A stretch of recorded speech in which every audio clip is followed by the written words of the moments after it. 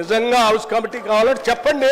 బాలానగర్ లాంటి భూములు కానీ కోట్లాది రూపాయలు విలువ చేసేటువంటి భూములకు సంబంధించి కానీ హౌస్ కమిటీ వేస్తా అన్నారు.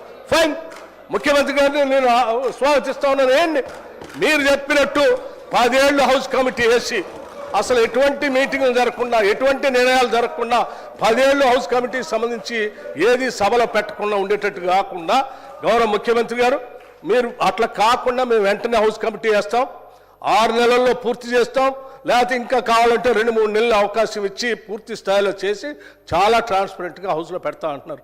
ఎస్, ఒప్పుకోండి. హౌస్ కమిటీ మీద మీకు అంత గౌరవం ఉంటే దాని ద్వారానే మేలు జరుగుతుందంటే రైట్. నిన్న ఒక నిర్ణయం జరిగిపోయింది, ఆల్రెడీ జరిగిన నిర్ణయాన్ని మళ్ళీ తీయలేం. ఇప్పుడు కొత్తగా ఇంకో నిర్ణయం వస్తూ ఉంది. హౌస్ కమిటీ మీద సభ్యుల మీద మీకు అంత దానివల్ల మేలు జరుగుతుంది, నిర్ణయం జరుగుతుందంటే రైట్.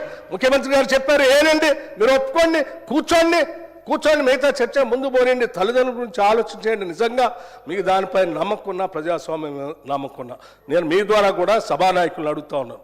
ఏంటి ప్రకటించండి, దాని ద్వారా ఈ సభకి రాష్ట్రానికి కూడా మేలు జరగాలని కోరుకుంటున్నాం. తప్పనిసరిగా ఆ దిశలోనే సభానాయకులు ఆలోచన చేస్తారని నేను కోరుకుంటున్నాను.